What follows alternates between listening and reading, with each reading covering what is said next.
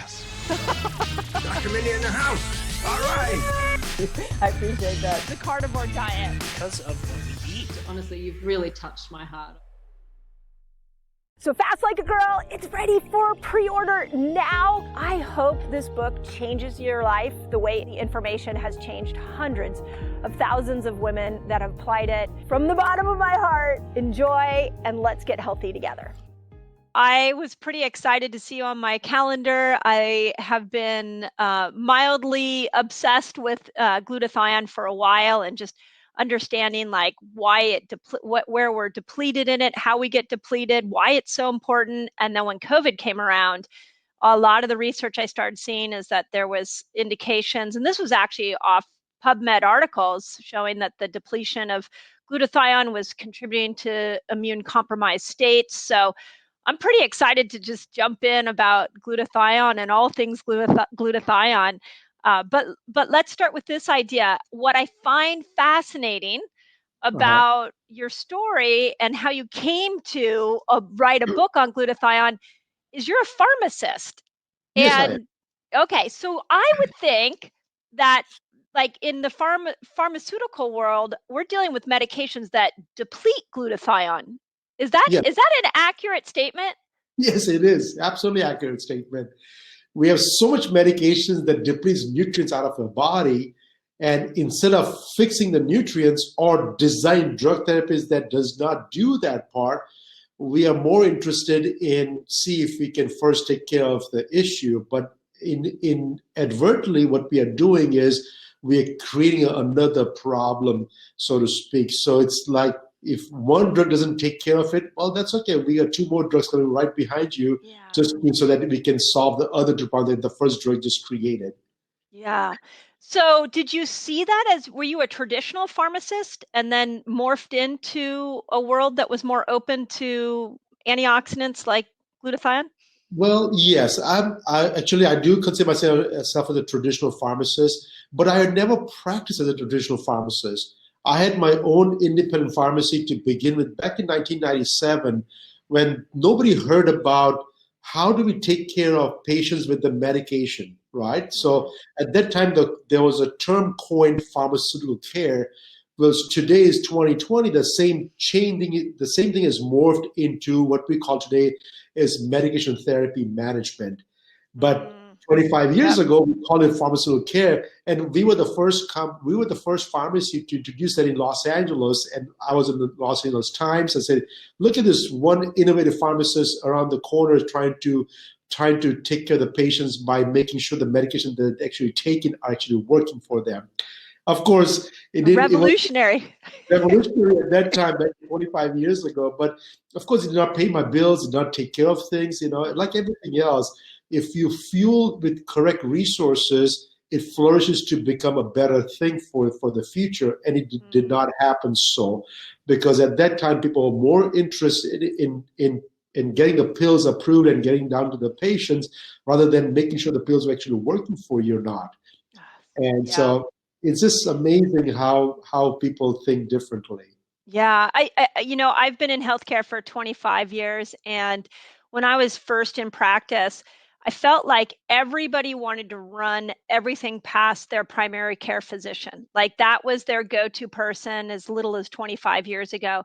And here we are 25 years later, I feel like it's made a 180-degree change where people are like, I want to do everything I can to not go into my primary care physician and get more drugs that lead to more drugs that lead to more drugs. Like there is a universal like almost an awakening that I'm seeing amongst people, yet we haven't fully stepped into a more proactive healthcare yet. We're still sort of letting go of that reactive, let's treat each symptom with a pharmaceutical. Would you agree with that statement? Yes, I would say probably 95% correct, because there's a 5% chance that we may still be dealing with the situation no matter what we do to prevent it, We still have to deal with the situation because we can't avoid every single thing. It's all about regulations and policies. If you put a policy around that we cannot sell any product that has never been proven and tested for efficacy and safety, then how can you prevent the problem? Because there's no laws surrounding, hey, if we make a medication available for prevention of the problem, well, how do you know that you prevented it? It's very difficult to do prevention, and all of a sudden, what we are doing is that, well, if we cannot prove that we can prevent it, we can at least prove it to you that it works when you do get the disease. So we are focusing on safety and efficacy of every medication on the disease side, but we don't have enough focus on there for the prevention side. Of course, Wow. Today we're seeing 1 day after the COVID vaccine was approved, and if it's up to the FDA, they think that, well, we are giving you something that is considered prevention for COVID instead of treatment. So in their cases, if it's vaccine, that's all the preventions we have. Yeah. But we are only dealing with microbiological problems with the vaccines. Yes. How are you going to avoid diabetes? How are you going to avoid hypertension? How are you going to avoid high cholesterol or Alzheimer's or cancer? Or the list goes down the pike if you go crazy on it. So only thing that I suggest is look at your body. What is our body doing on a daily basis to prevent it or protect you from this harsh world that we live in? I look at this harsh. I'm sorry, I'm saying this as a harsh world, because the world is not so harsh. We make it harsh because we listen to a body based on what it likes the most, and sometimes doesn't like the stuff best for it. We love sugar, but if you and I know that it's not best for you. So it's something like that. We have to be aware of it. Yeah, the terminology I say is that I think what messes everybody up is that the world changed in the last 20, 30 years. We are living in the most toxic time in human history, and we have more physical toxins, emotional, chemical. So, but we're taking care of our health the way we used to 20, 30 years ago, which is kind of let's ignore it until I have a symptom, and then I'll try to treat it once I have the symptom. But if 2020 taught us anything, it's that, wow, we have a world of immune compromised people. We were not equipped for a new virus in our environment. And it's this new world that I'm really trying to help people understand through interviews like with you, where we can just take a step back and say, okay, what should we do now? What do we do given our worldly situation? What would you agree on that? Yes, I mean, what you're saying is something that I've been preaching to my own family for a while now, and it's hard to, if I cannot convince my own family to change, how am I going to convince the world to change? And so I learned back that you can only change one person in the world, and that is you.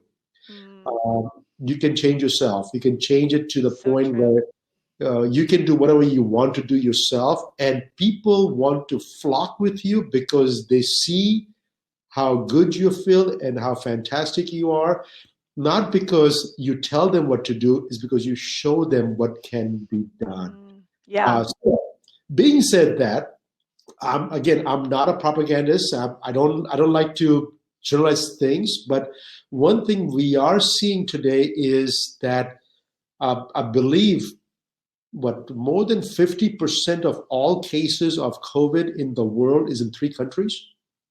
Oh, really? Oh, I haven't heard that. Which 3? We're one of them. Well, of course, we're the top. Yeah, we're the top. Brazil and India. So wow. Okay. So why? Have 50% plus COVID cases in the world. Why is US on the top? I understand India because it's densely populated. I understand Brazil, similar situation. All the population is around the outskirts of Brazil, and maybe the socioeconomic status is not as great as US. But why is US in this position today?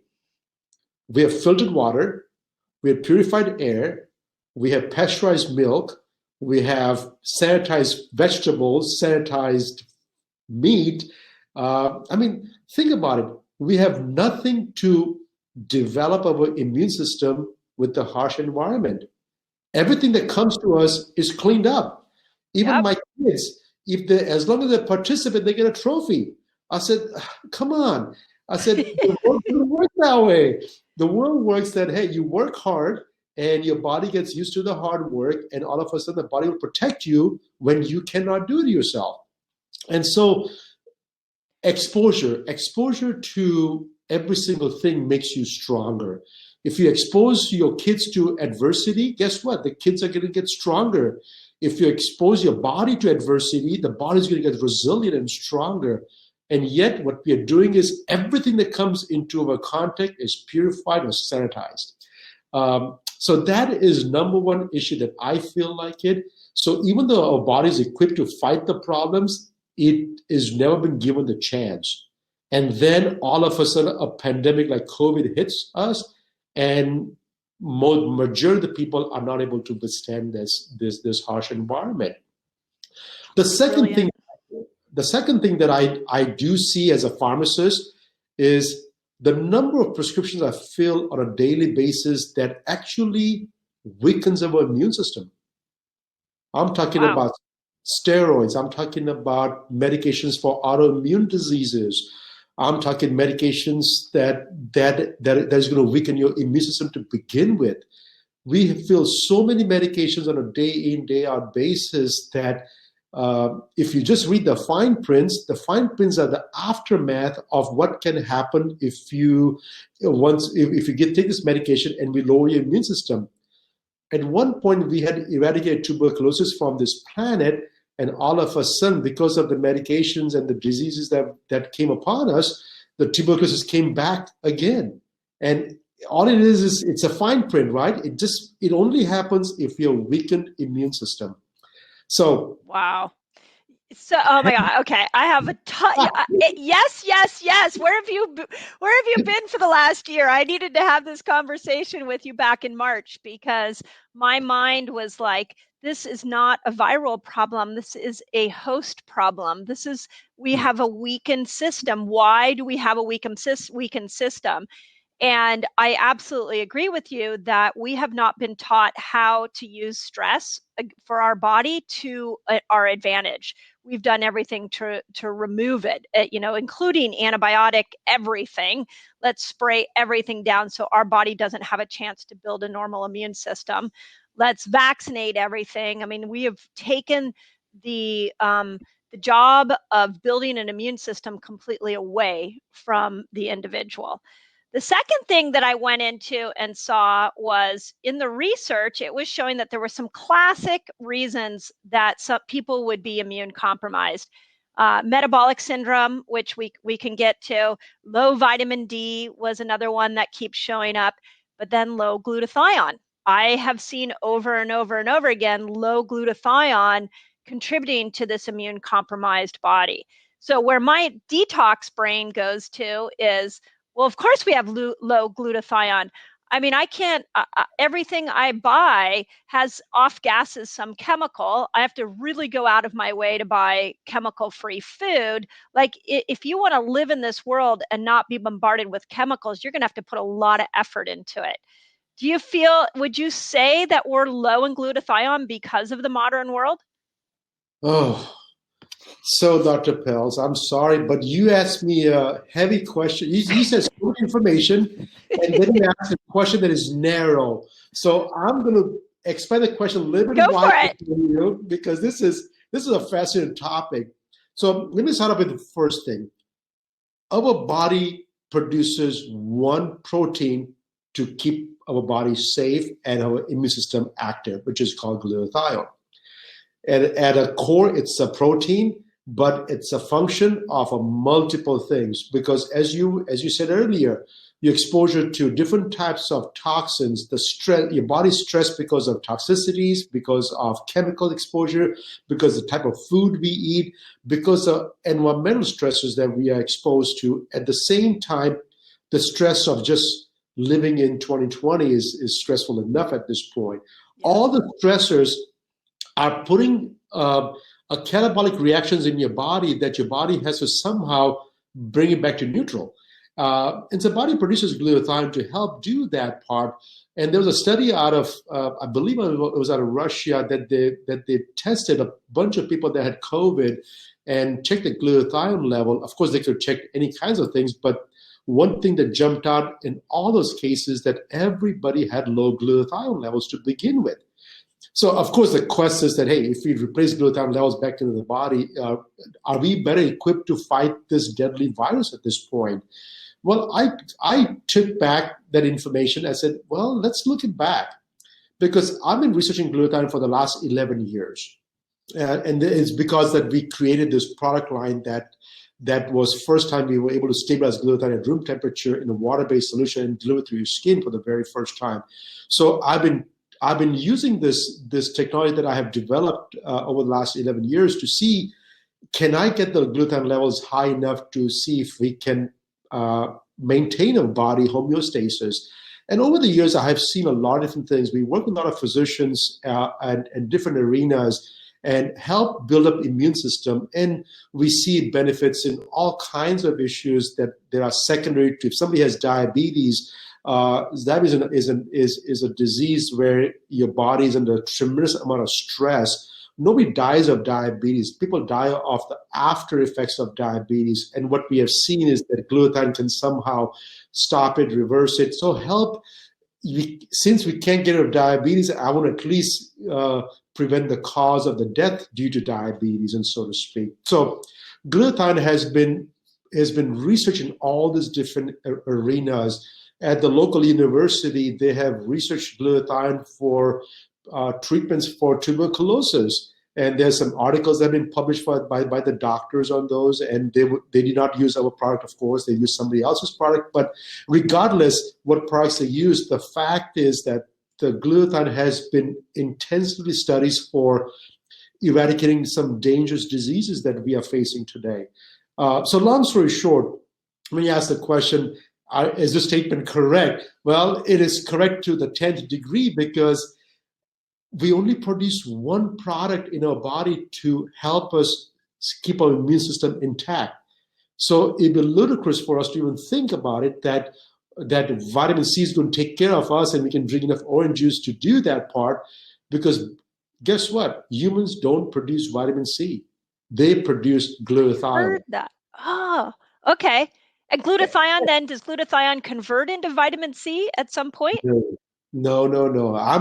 This is again, I have no proof of this thing. This is my theory, but okay. I'm going to say it out right now. So I personally believe that vitamin C is actually a pro-oxidant. Wow. And here's why.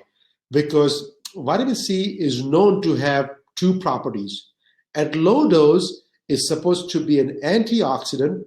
At high dose, it becomes a pro-oxidant. It's rare to see a vitamin like vitamin C to have this property of at low doses it has one property, and at high doses it becomes completely opposite. It's like your kid when he's young, he's such a nice sweet boy, and when he gets older, he's the monsters that you can think that you can never dream of. Right? It doesn't happen that drastically when it comes to vitamins, and the reason I say that is because glutathione it can regenerate itself. So glutathione, when it gets oxidized, it can regenerate itself, and the regeneration power comes from outside sources like vitamin C. So it contributes to it. Yeah, so when you take vitamin C, what it's actually doing is regenerating your glutathione levels back to normal, and once that is all finished, the excess vitamin C, guess what it becomes? A pro-oxidant.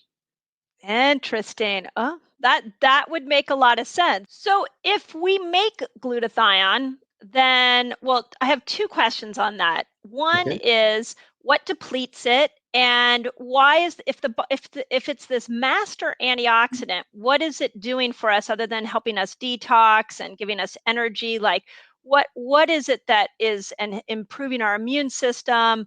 this is the purpose of glutathione, and how would we know we had a deficiency?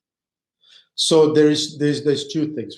Let me answer the first question is for you is that why do we deplete the levels of glutathione? So to make glutathione by your body, it needs 3 amino acids and 2 enzymatic process. So everything has to come into proper sync to make 1 molecule of glutathione. And when your body is young, it has everything, right? It has all the amino acids, all the enzymes. Come on, I can make anything you want. Yep. Not a problem whatsoever. As we age, our body temperature drops, and so all of a sudden we become sluggish. All the reaction becomes sluggish, and it's not turning at a faster points. I always remind myself back in my chemistry lab back in when I was going to university is for any chemical reaction you need the chemicals, and on the bottom there's a Bunsen burner burning at all times. If you don't have the right temperature of your body, guess what? All your reaction is kind of sluggish. You don't move very agile when you're cold, but when you heat up, oh my goodness, you can run, right? So when your body is not doesn't have the core temperature that high, your reaction starts slowing down. That's one of the reasons why your reactions time is kind of slow. Second of all, think about the exposure to toxins on a daily basis. How much stuff your body has to clean up on a daily basis. And when you're young, when your body is brand new and there's nothing else inside, you can clean up any amount of toxins you get in. But as you get older, our toxin loads doesn't reduce. In fact, at the age of 21, they give you permission to start drinking. Guess what? Alcohol is the biggest toxin you can drink on a daily basis, and it's legal. And now, I don't know why, but they just approved marijuana to be start smoking as illegal. Come on, your body has to clean up. Anything that goes inside has to come out in one shape, form, or another. And a body ability to keep your body clean at all times is diminishing because it only produces glutathione to help get rid of it. So it has a huge task in front of it, and we don't have enough cells to produce enough glutathione in the body. So being said that, the second part is that glutathione is produced in every cell of your body because it's produced in the mitochondria. It's a powerhouse. It is every cell of your body who needs glutathione and is produced over there. The issue is that now, can we get it back to the levels that we need based on our habits that we created? So, $1 million question.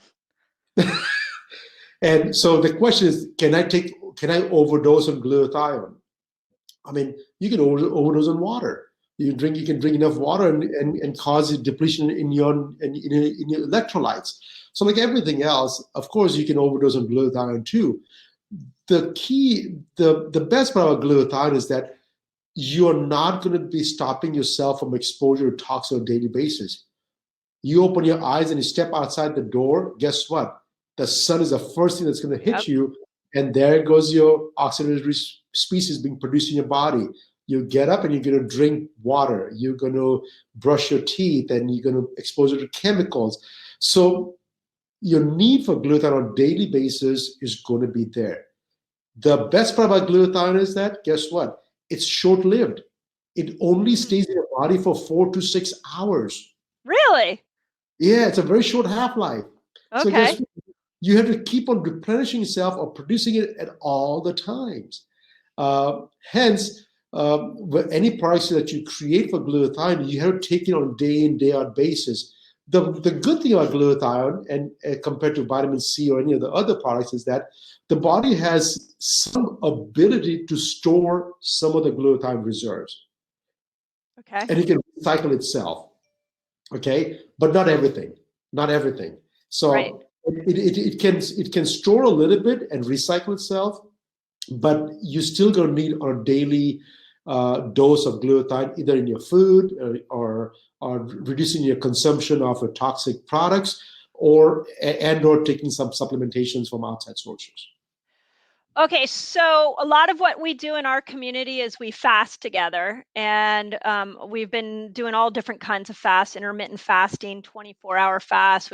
Once every couple of months, we'll do a 3-day fast. And from the research that I've looked at with fasting is, it really, ketones specifically can repair those mitochondria.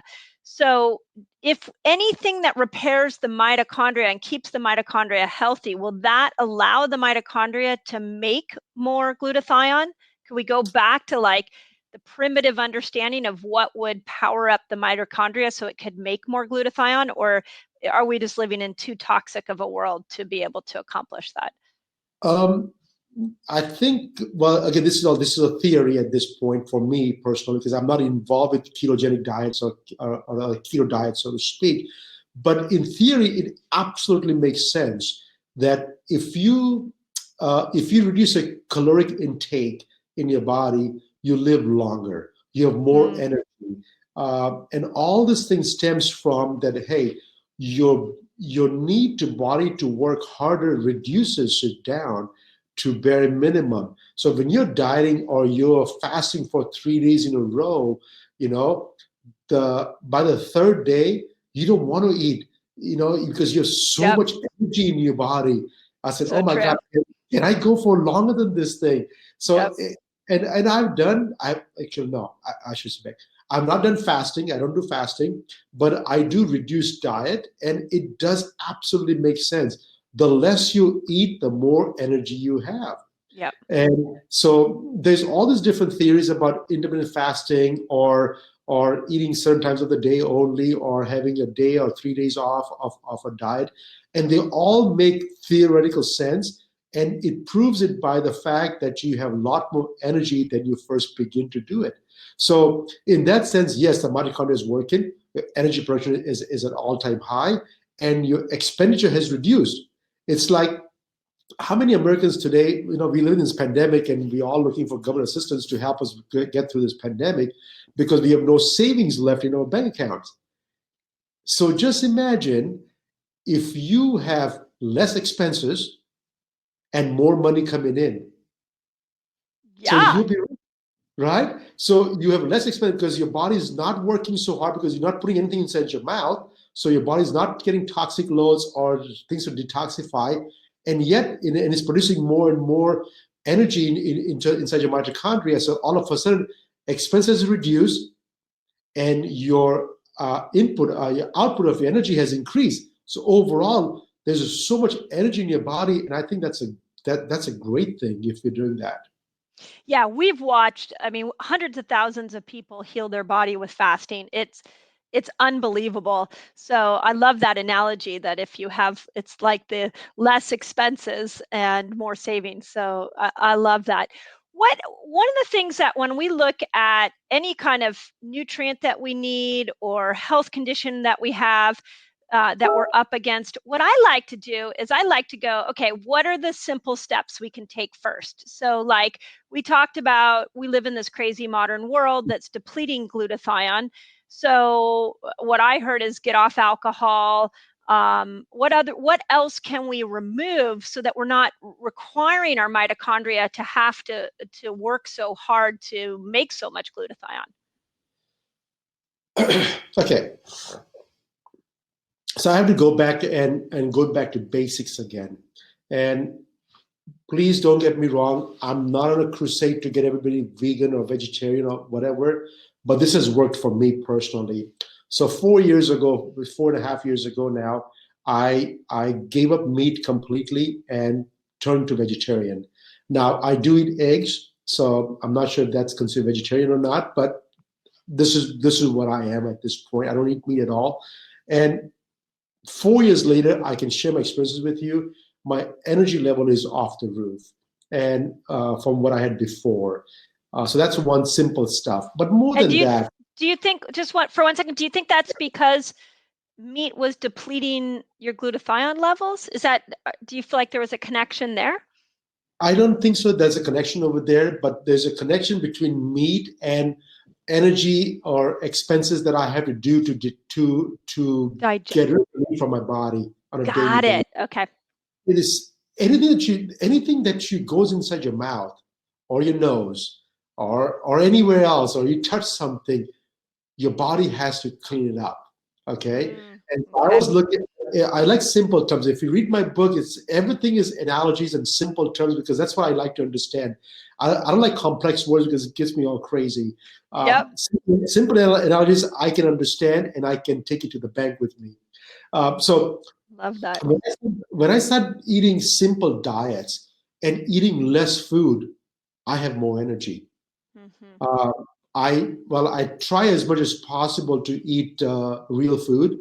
That means I don't like to eat canned foods. I don't like to eat processed foods. I don't like to eat frozen. If it's freshly frozen with no preservatives, I would prefer that. But those are kind of rare to find those kinds of things. But I try as much as possible to limit those things. I do drink alcohol once in a while, but that is very limited. I have a limit of maybe one, at the most two drinks for the night.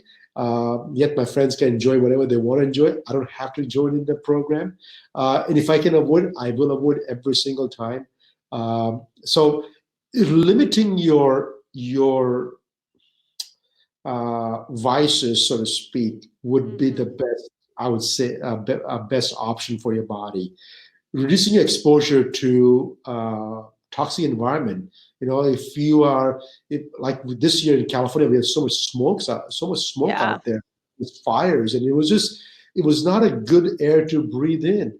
So you know what? It's okay. In California, we have 365 good days out of the year, so we can live with that couple of bad days. I don't have to go outside those 2 days. It's okay, right? So things like that. So try and avoid as much as possible. At the same time, I'm not a big believer in just drinking filtered water or just breathing filtered air, or do I have to get everything pasteurized and homogenized products? I'm okay with a little bit dirty, and it's okay. It's not the end of the world. But that's how you build immunity, right? Slowly. Everything in small doses is what I advise. It's okay. You don't have to have the cleanest and the best meals at all times. Yeah, it's a hormetic stress, just enough to force us to get a little bit stronger. So okay, so let's step this out. So here we have this master antioxidant. Its job is to clean up our cells. We know that certain behaviors, like you mentioned, alcohol and you alluded to meat. I assume conventional meat over grass-fed issues or meat might have a different glutathione depleting effect. I would assume like things like processed oils, like the harmful oils, would have a negative effect on glutathione, like all of our typical junk food, fast foods. Do we know anything about what they do to our glutathione levels? I don't know what they do, but I know what they don't do is give you healthy options to your body. I do like oils. I do like oils, but nothing fried though, of course. I do like my oils. In fact, your brain is almost 80% fat. So you need to eat fat on a daily basis. So if you're taking raw oil that just pour over your salad, go for it. But if you're going to fry shrimp and then put a fried shrimp inside your salad, then I would say make a better choice next time. That's my. So each one of these choices has a glutathione consequence, is what I'm thinking. Every choices you make, you are taxing your body to choose versus do I get rid of this or some of the other things that are precedenting the need, i.e., you produce cancer cells every day. Right. Somebody, your natural killer cells in your body has to get rid of it on a daily basis. Your cell dies every single day. We have trillion cells and they die, right? Yep. When they're dead, you don't see a bucket full of dead cells coming out of your body. No, your body has to process it. And yet, when it's doing that job, and that's okay. You continue doing that, but can you please process my beef today? I had to eat it because it was so juicy. I had to eat it today. Can you please process that too?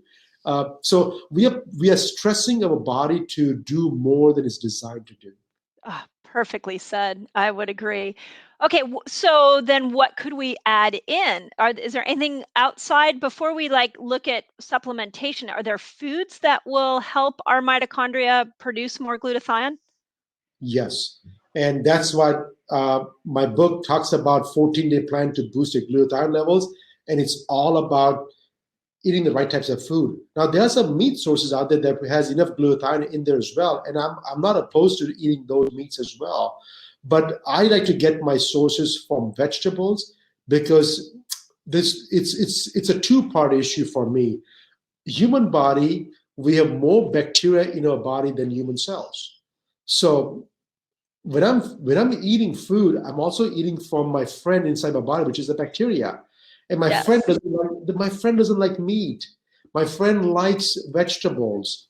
So hey, if I care about my friends, like what's the saying says, you keep your friends closer, but your enemy closer. Yes.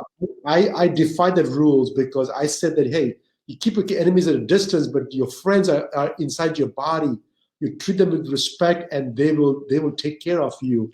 So my friends in my body, my bacteria needs vegetables. So Yes.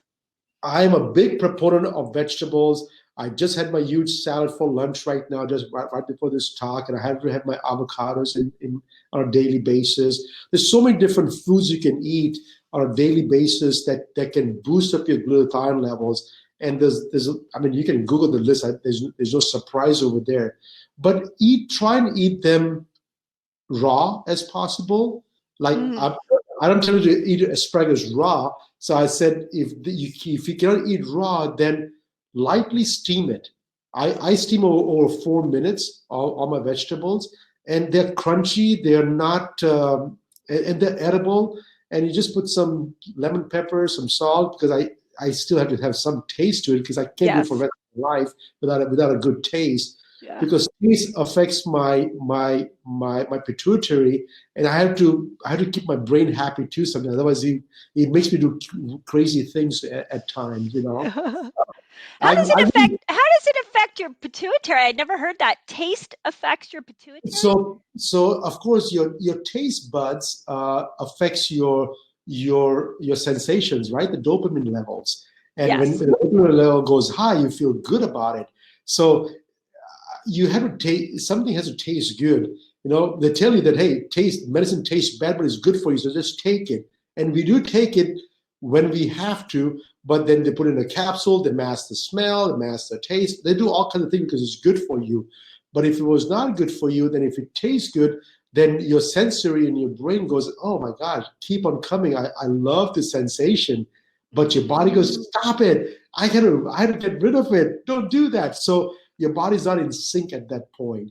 So I do take a little bit of rice with my vegetables so that my brain is happy, my body's happy, and guess what? I have a win-win situation. So that's actually brilliant. That's actually brilliant, because one of the things that we talk a lot about in our community is a hormonal hierarchy. How oxytocin controls cortisol. Cortisol has an effect on insulin, and insulin has an effect on our sex hormones.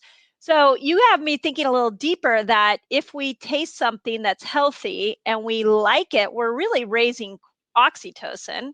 And especially if we're doing it in community with other people that we love, we're having great conversations, great food, oxytocin's going up, cortisol's going down, and and insulin's going to be better managed. Would you agree with that thought? Absolutely.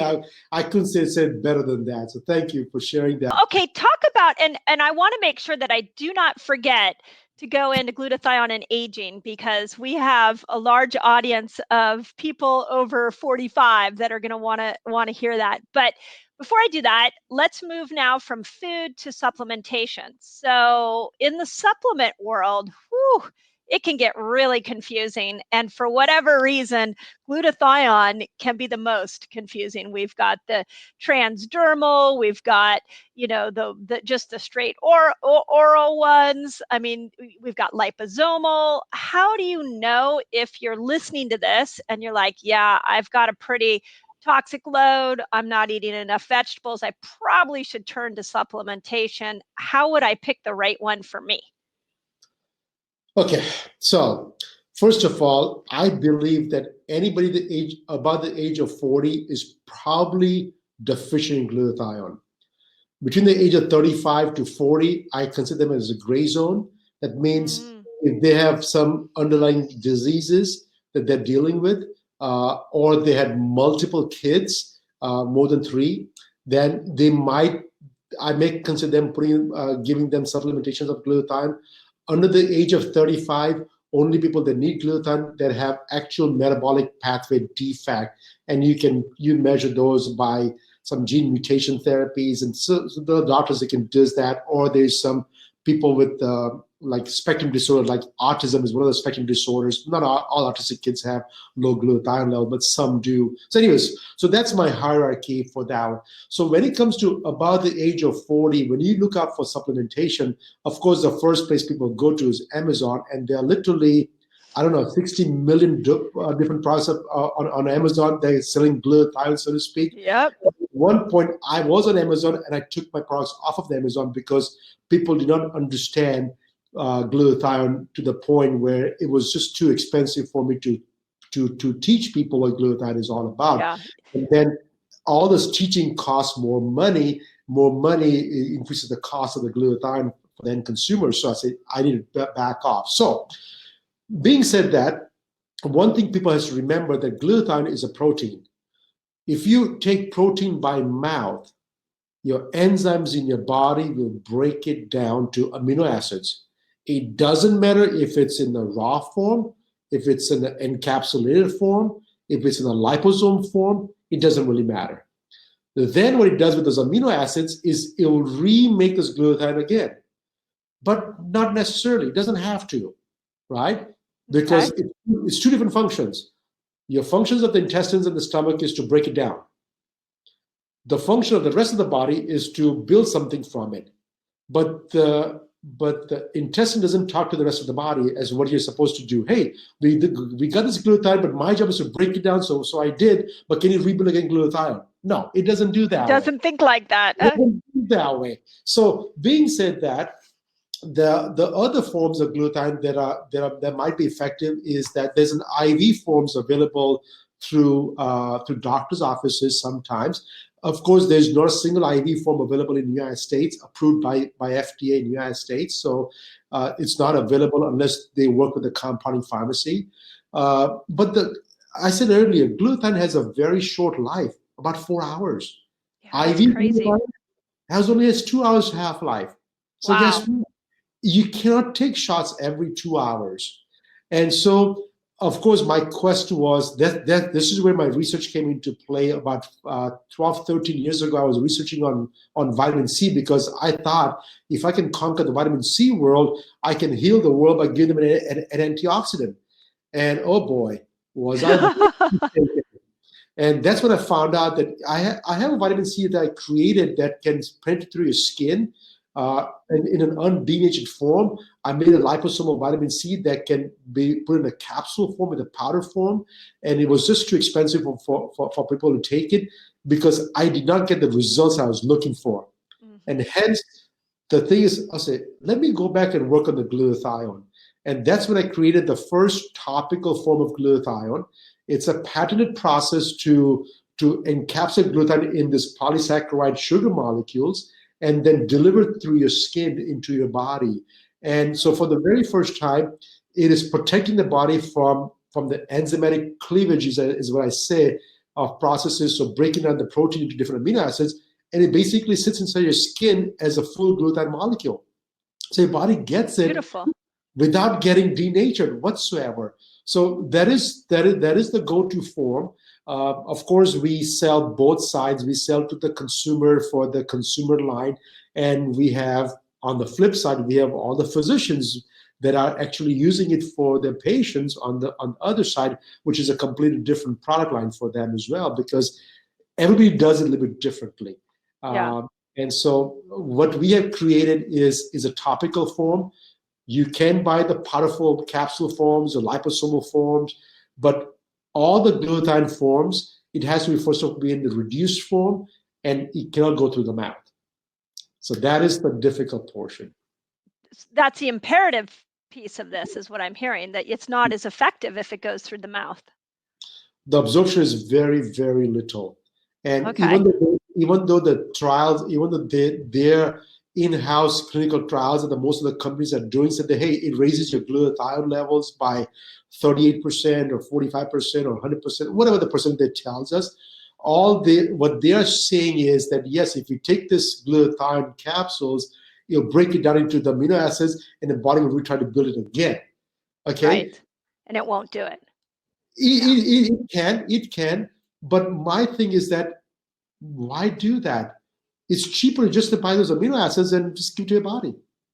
Like a powdered amino acid. Powdered amino acids is glutamine, glycine, and cysteine. I was just going to say, which aminos? Yeah, glutamine, glycine, and cysteine. In actuality, cysteine is the most scared commodity for your body. So if you just drink whey protein or eat whey protein on a daily basis, there comes your cysteine, and the body will try to produce its own glutathione level. But keep in mind, you still need two enzymatic processes, reactions to make the glutathione again. As you age, those reaction time is going to get sluggish. Interesting, yes. Enzymes are going to get diminished. And so we are not going to produce enough to meet our needs. And that's why I say, you don't get diseases when you're 25 or 45 sometimes. But then you start seeing that, if I don't take care of myself now, I know 5, 10, 15 years from now, I'll have all these different diseases that are coming into my body, which will never leave you once they come inside. Yeah, so, it's much harder to fight a disease than to prevent it. Exactly. And that's what my thing is. Glutathione revolution, fight disease, slow aging, and increase energy. And the main thing is because I cannot test equilibrium. I cannot test that I feel good. I cannot test that, hey, everything in my life is in a proper balance. How can you test for balance? Yeah. It's really hard to test for balance. I can test something that's wrong with your body with a blood test or a urine test or something like that, but I cannot test if you tell me, Dr. Pelz, that you are feeling fantastic, I'm in a balanced environment today. How can you measure balance? How can you measure what things have you prevented until today? You can. No. Oh, this is such a powerful point, because I think that when we go back to looking at our sick care system, we have all kinds of measurements, and it's because they're measuring sick care. But when you try to measure health, it is very, very difficult. And this also makes it tough for the layperson who's trying to stay on the healthy path, because we don't have those little wins when we, other than feeling great, we don't really, I've noticed in my world, people really like the measurements to be able to see how healthy they are staying, which is kind of why things like we started in our office wearing Whoop bands, and there's the Aura Ring and the Fitbits. Like that whole gamification of health is actually probably helping people stay a little healthier, wouldn't you say? I think it's helping them to be aware that if you don't do 10,000 steps per day, that you may not be as healthy as somebody who's doing that on a daily basis. So this whole process of making it into a game has revolutionized the way people look at health today. And I'm so fortunate to living in this environment today. Agreed. Because honestly, 25 years ago, nobody cared what they eat and what they drink. Nobody cared about anything. Right? Yep. Today, people are aware of it, and it's a great time to be in this environment today. I'm not a political activist. Again, I'm a pharmacist, but I can tell you one thing that has benefited this industry the most is you can either love or hate our Affordable Care Act system that was enacted back in 2010. But it has one thing it has brought awareness is that the healthcare practitioner needs to be responsible for the patient's health, and that has triggered into, hey, I prescribe this medicine for you. Is it working for you or not? If it's not working for you, let's see what else can we do that so that you don't stop taking the medicine. Yeah. That has triggered for the very first time. Amazing. And we still have a medical system where they haven't been trained on nutrition. I mean, I had a woman on a couple weeks ago who used to be a head and neck surgeon. And she was Dr. Casey Means. She was talking, I don't know if you know her, but she was talking about the glucose monitoring system that she uses for her company. And I said, if there was one set of curriculum you could put into all medical schools that's not there now, what would it be? And she was like, oh, well, nutrition. She goes, I would put 150 hours of nutrition into medical schools. They're getting about 15 hours. And so I agree, like, again, the world is waking up and they're like, maybe there's some prevention I can do here. But if we don't have a measurement for it, it makes it very difficult to stay motivated with it. Do we have a measurement for glutathione? Is there a blood test? Is there a way for us to know our glutathione levels? Yes, you can measure in your blood. You can measure the levels, but keep in mind, even if you have low level, you might have measured during the trough of your production.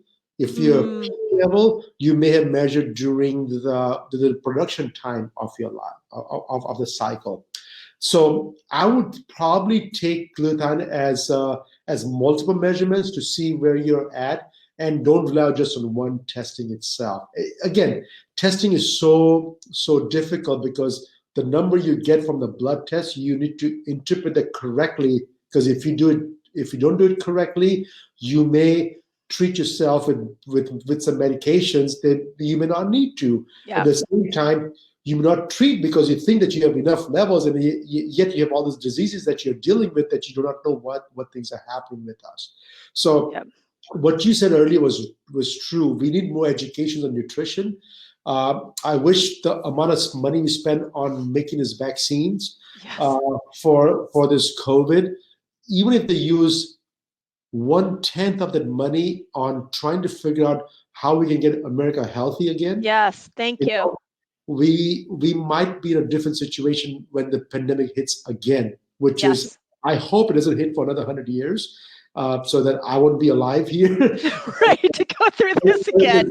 I don't want to go through this again. But at the same time, 100 years from today, they should talk about that, hey, Dr. Patel, Dr. Pelz got on this phone call and they talked about this thing, and they discussed that we should fund nutrition diet in this education. And thanks to them, now for the very first time we're teaching people about nutrition. I mean, that'd be good enough for me. Yeah. Well, when the pandemic first hit, I was like in this sort of like awe phase of where I felt like, oh my God, the world is going to finally care about their health. Like they're going to see that they're immune compromised and they're going to want to finally take care. Take care of themselves. This is back in March, and here we've done since March. And when you and I are doing this interview, it's December. All we've done is argue masks, social distancing, and wait for a vaccine. And I cannot scream any louder that we need to go and look at why is everybody so immune compromised. And one of my concerns, vaccines better than me, is that this vaccine is it's not going to address the root cause, and B, it could cause even more depletion of something like glutathione. Is that accurate? So vaccine is basically activating the immune system to produce antibodies. So it's using your own resources to produce that. But the vaccine does not work if you're immunocompromised. Which is why they're not testing it on immune compromised people. So how many people are taking immune suppressive drugs today? Yeah. There's so many medications that tells you this drug can cause these diseases, because what they're doing is they're suppressing your immune system. There's a lot of medications today that they're used for autoimmune diseases. Guess what? If they're not healing the body, they're suppressing the immune system so you don't show symptoms. It's like if your kid is yelling at you so much that, hey, give me some food to eat, you have two choices: either cook some food and give to the kid, or slap him once so he stop talking. And what we have done is slap everybody once so they stop talking, or they stop complaining. So true.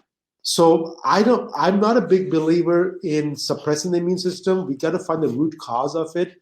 But again, our system is built around around efficacy, and if it works for this one condition at any cost, we're gonna let you go. As long as you mention all the things that can go wrong with this medicine, we'll let you sell the drug today. Right. And unfortunately, that's not the way I would like to treat my family if I had the choice. If I had a choice, I'll treat them differently. But one more thing that you didn't mention about this COVID is that the sales of alcohol has gone threefold. Yes. So Yeah. people are sitting home doing nothing, they're drinking more than ever before. And all of a sudden we're thinking that, hey, why in December we have record number of more cases today than back in March and April when it first hit us. Because at that time we were still practicing social distancing, we were still doing whatever it takes, but we just been so tired. Our body we need to have exposure to outside environment, to friends and family, and go out for a walk and do all these things to keep our body healthy. And yet we have put everybody in the house in stay home order. And guess what? You cannot survive like that way. So Yep. you got to do it impossible. Yeah, I couldn't agree more. And my concern with the vaccine coming is really twofold. One is safety studies, and long-term safety studies. Where are those?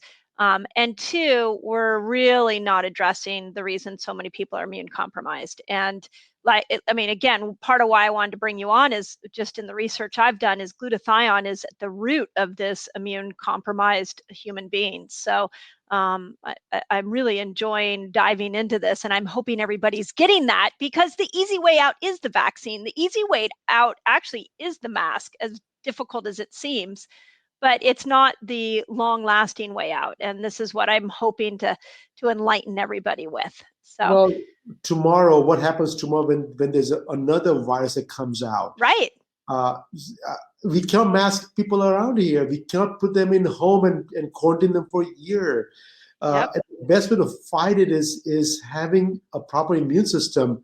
And on the record, I'll tell you, my whole family is taking glutathione since March. Awesome. Are they doing your transdermal? They're doing the topical version. The topical, okay. Yes. And we've been doing that not just now, but for years right now. But we were giving it to all my parents and their friend circle. But since the pandemic hit, everybody in the family is doing it, except for the kids. We don't give it to the kids because they have plenty of glutathione levels. It's the adults that really need it. At what age do you think that a kid should start doing glutathione? As I said earlier, that I prefer that 40 and above is for needed. 35 to 40 is a gray zone. 35 under, only if they have underlying conditions that warrants the need of glutathione. So that's what I go for, pretty much. But a lot of kids have acne. What is acne? It's stress, right? Now, I'm not saying that glutathione is going to cure acne. Otherwise, all the tears will be on my doorstep tomorrow. You have a whole new marketing plan if that was the case. It's not the thing. But even for teenagers, think about it, the eating habits, the stress of dating, or the stress of the education, or stress of dealing with parents like me, it's difficult for them, and I get it. So all the stress is putting stress in the body. Sometimes they can't cope with it, and so acne is easy way to come up. But if you help them with the immune system, and that can come from diet, and you and I know they're not going to eat vegetables. Oh my gosh! In my house, vegetables like Mom, you're trying to kill us over here, or what? Right. So you just put some glutathione on lotion on their skin, and boom, it's gone. Problem solved. Wish you could do that. That's not going to work either. So. Well, if your kids are like my kids, they catch on to your ways, and you got to get really creative with how you bring health in, because when you're in the health world, they know what you're trying to do. And they see what we do, right? And they do see what we do. It's like my son was turning 15, and once in a while he will surprise me that hey, Mom, can you cook me some of this food? And I said, whoa, where did this come from? And for a while you hated this food, and now all of a sudden he wants this food. So it's the kids do come around because they see you eat healthy and they Yes. see that you look healthy, and they see themselves sometimes, they say, even though they're invincible at this age, but they see that, hey, you know what, I think I can do better. Yeah. And How old are your kids? I have a 15-year-old, a 12-year-old. I think she says she's 13, but she's really 12. And a 10-year-old. Wow. Yeah. So I have a 20-year-old and an 18-year-old, and I'll tell you, as they get closer to 20, they kind of come back around and they sort of go back, you're entering that age where they resist everything. And then they kind of come back around. They're like, hey, what you taught me actually kind of works. So yeah, stay tuned. You might have that coming down the road. Yeah. Fingers crossed. Exactly. I'm crossing my fingers for that for sure. I hope that'll make my wife so happy. Yeah. She tries so hard to cook the right types of food for everybody. She spoils the heck out of them by cooking 3 different meals for 3 different kids every single day. I said, come on. I said, you're going to kill yourself. But she does it. Bless her heart. She does it all the time. And I hope that she sees the reward when they do appreciate when they come back. Because they will. I know that they will. Yeah. Well, here's the trick. You got to get them some dorm food. Get them off to college. And they start tasting the dorm food, and then they're like, whoa, this isn't what I got at home. And all of a sudden they realize what they got. So there needs to be a little to talk about stress. They need a little contrast there so that they can see what they've got. That's right. So talk to me a little bit. I don't want to leave this conversation without talking about aging, because you have some cool products. And I'm actually really excited to try a transdermal, because sometimes you're just taking so much supplements. It's like, I don't want to put anything else in my mouth, rather put it on my skin. You have some anti-aging cream. Talk a little bit about that. Is that what I saw? My 51-year-old eyes, did they see an anti-aging cream?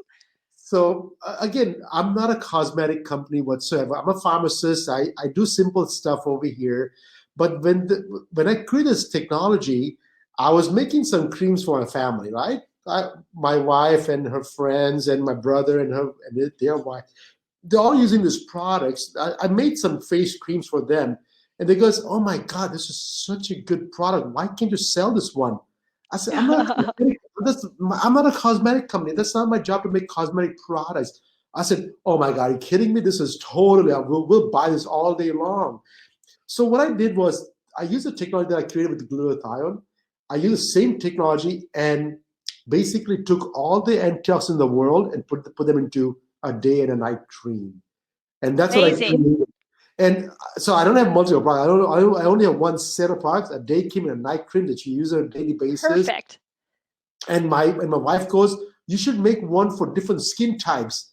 I said, yeah, I have one for humans only right now. But if you want me to make for dogs and cats, I'll work on next time. Oh, no. People have oily skin. They have dry skin. I told her, come on, don't confuse me. Yes. It's hard enough for me to create a product that actually works. And now you're going to start tweaking them on based on skin types. And I don't even know what my skin type is at this way. Right. I love it. So I'm not interested in those kinds of things yet, but I've made a product line that delivers the antioxidants to your skin. Amazing. And so is it fair to say that if we're like in Wi-Fi and lights, and we've got like blue light coming on our skin, and then we're eating bad food, so we're growing unhealthy skin from the inside out, the glutathione in the cells of our skin is going to be more rapidly used. So if we use day and night cream, we're replenishing those antioxidants and glutathione stores? Yes. So what you just said right now is true. When your skin outside is damaged, your whole skin inside is also damaged completely. You don't damage from outside in. You damage from inside out. By the time you see on the surface of your skin, the whole skin is damaged. So when you put the products on the topical, guess what? If it doesn't penetrate all the way inside your skin, you're just dealing with a superficial problem. And the day you stop using the product, the very next day you see, whoa, where did this come from? Yes. So, awesome. So my job was not to make products that treat superficial issues. My thing was making sure that can I get to deal with the whole skin. And so I had to make sure that we use the technology that we have created to layer the product on your whole skin, so that way the whole skin feels better. Now, keep in mind, the topical creams that we have created is only for your face or your neck, because honestly, I cannot create for the whole body. Yeah, so if you age from the neck down, we can't hold you responsible for it. Is that what you're saying? Yeah, no, you can, but that's why we have the topical glutathione by itself that you apply on your tummy, on your arms, and your legs, and things like that. So saturate your body with the glutathione levels for the rest of your body. But for your face, you have the creams to go along with it. Because again, your face is exposed to toxins more than any part of your body. Yeah, absolutely. Sun, air, everything. Because everything else, you cover them up. Unless you're in California, then you're wearing shorts every single day. That's a different story. Yeah, right. So would you recommend right now that everybody be using the glutathione cream as we're moving into these? Well, we have a worldwide audience, so I will say as we're moving into winter, we've got people in the other part of the world are going into summer. But is this something that you would just, like, you take a shower and you would like rub it on your body all day, every day? Is that how you use a topical like that? So I'm biased. I'm going to say yes because I make a living by selling glutathione. I get it. Yeah, I get it. I'm biased in that sense. But at the same time, I'm also a pharmacist by heart. And I am not going to give you something that I would not take personally myself. If I have the need for it, and if I take it, I'll prescribe it for you guys as well. So that's the way I believe in it. And so being said that, earlier as I mentioned, if you're 40 and above, I think trying one time is you're going to see the benefit in 30 days or less. What benefits you're going to see, I don't know, because everybody represents oxidative stress in different manifestations. So everybody has different outcomes, but the underlying cause is oxidative stress. So that is the underlying cause, and that's what glutathione is going to target. The face cream, I use it every single day. I shave it, and I get cuts once in a while, and boom, my cuts goes away immediately. I can't wait to try it. The face cream I created was actually for myself personally to begin with. I didn't make it for my wife. I make it for myself first. Oh, funny. And when she saw that, I said, "Oh my God, can I use this product?" I said, "Sure, why not?" And then that's how I created the line for both men and women. Oh, I love it. And I am going to say on your behalf that I think that there are some key things we can do with our immune system right now. I've mentioned vitamin D. I mentioned metabolic syndrome, working on your blood sugar, keeping that down, and glutathione. That has been what I've been preaching since we started looking at the research in March. So I will absolutely, and I have no financial interest in your product. I just want to make sure that people stay healthy. So really, that is, I think you're onto something with a topical, because it's, I think people are going to be a little more successful at that too than popping pills. I think people are getting a little tired of popping pills. So. Well, personally, I would like to pop pills if possible as well, but glutathione cannot go to the mouth at all. And that's the reason why topical version was created, because it does go through your skin without any hiccups. And you have to get used to using the product because it has an odor. Glutathione has a sulfur odor to it, and that I cannot mask it. So it has a pungent odor, which you can't get away from it. Except if you have COVID, then you have loss of smell. There's a perfect product. So should you do it at night? So should you put your topical cream on at night? So the topical cream has no odor. Okay, good. The topical spray has an odor to it, but the odor goes away in about 2 minutes or so. You just rub it in, and it takes about 2 minutes to dry up and completely get inside your body. So you just do that part. And you can literally wash up that area of application in 45 minutes if you desire to do so. Because should you apply it throughout the day if it's got such a short half-life? So typically, if you are like a lot of my physicians, they would prescribe it for their patients, and they'll write prescriptions for the patients, and they may write every 4 hours sometimes. Depends on what they're treating them. But for average consumers, they just use it twice a day. morning and evening, and they can use it for indefinite amount. And after a while, I would say 6 months to a year, some people may just, you know what, they get sick and tired of using every single day, twice a day. So they go back down to once a day, and that's okay too. Initially, you do want to use it more because you've been so many years have been deprived of this product, of glutathione levels. So it's going to take a while. And by the way, and one thing that I want to stress all your customers or your audience is that we have 100% money back guarantee. We don't ask questions, and the reason is because I don't want to charge anybody any money if it doesn't work for you. And that's a commitment from our family to you, that we want to that actually does something for you. Because if it does not, we will refund the money back to you. No problem. That's such a great policy. Well, I'm going to recommend that everybody tries it, and then resetters, I'm going to recommend you report back to us and let us know what you noticed. And your book, by the way, is amazing. I'm sure people have told you that. I have to say, when I first picked it up, and I was like, the glutathione revolution, like this is going to be some deep reading. And you did an amazing job, just like you are on this podcast, just simplifying it. So if you guys want to dive deeper into this, please go check out his book. And this 14-day plan, I think we all need a little glutathione boost right now. So thank you for putting that together and making it a resource for people. Thank you. Okay, I want to finish on this. I've got a couple questions that we love to ask at the end, just so our audience knows even more about what a wonderful human you are, because we only invite wonderful humans on to the Resetter podcast. So thanks for making the cut here. So here's my first question. Who has been the greatest form of inspiration to you in your life? So growing up in my childhood, I was in boarding school all my life. So I only saw my parents during the summer breaks until I went to college. Even in college, I moved to United States where I didn't have connection with my parents. But over the last 20 years, I have learned a lot from my dad, and his inspiration is because he has ultimate faith in humanity. And he says that you just keep on doing the right things. You just believe that everything that you do is if you're here to serve, then the universe is going to be aligned to your needs. And if you're here to serve, you never have to look for resources because you'll have endless resources to serve.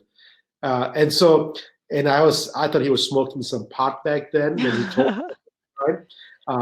And in reality is that he keeps on pounding on me in every single day. And so part of my book, the dedication, was his inspiration as that he really believes in me and my cause.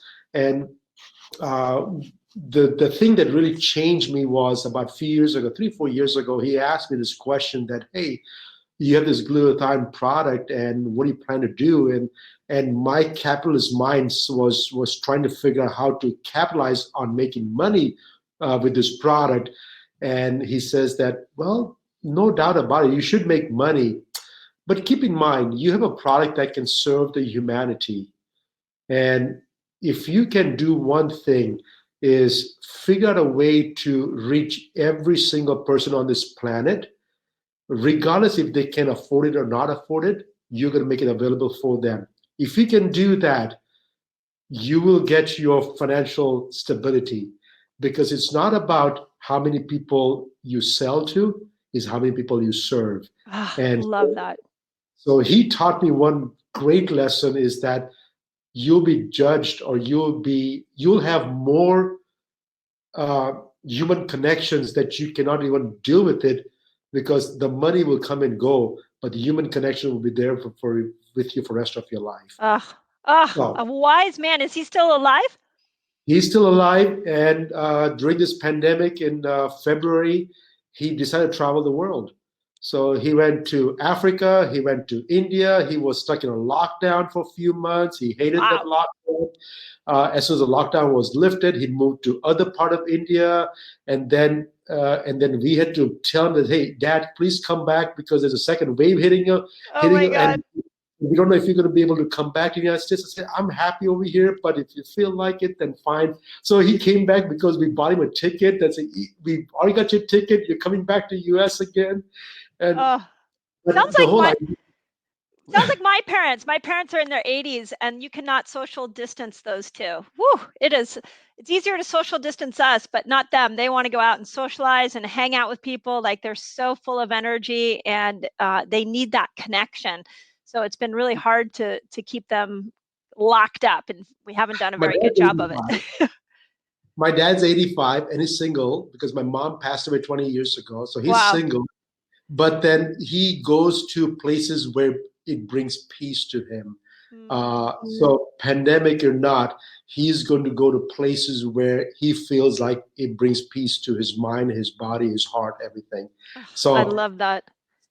regardless of, there's nobody, if the planes are going there, he's flying out there. What wise man. That's amazing. Okay, my second question to you is, what's the best book you've read this year?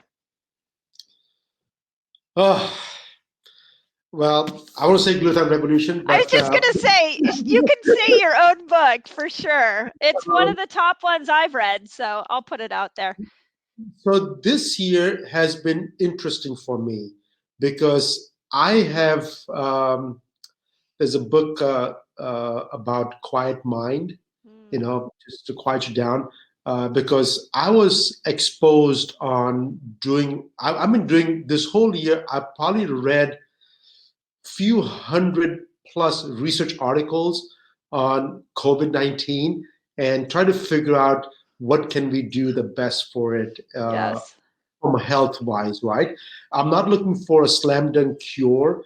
I'm more looking for is that, hey, if what is COVID-19 teaching us today? And from what I'm reading is all about, I said, it's only affecting people that are actually not healthy. If you're a healthy human being, you may get the virus, but they're not going to bring you down. Yes. And so my goal for 2021 is how can I get America healthy to a point where no disease, no pandemic can bring us down again. Yes. And I hope I can achieve that because I've done enough reading this year and I'm still reading on a daily basis. I probably research about at least 2 or 3 articles every single week, and try to read up on it and try to understand. And then I talk to the doctors that I collaborate with, talk to the university, and see, am I spinning my wheels off over here, or am I onto something are we doing the right thing? So yeah. And gosh, you and I are of like mind because I've spent 10 to 20 hours every week diving into the science, depending on what I'm looking at. And a lot of it has been this year that asking that same question: what can we do to strengthen the human body so we never get in this situation again? And what outside of glutathione, what else do you think we can do? What from your research? From outside the glutathione, keep in mind there's 2 things. Your mind and body has to be in sync. There's a peace in mind comes from knowing that you did everything possible to stay healthy.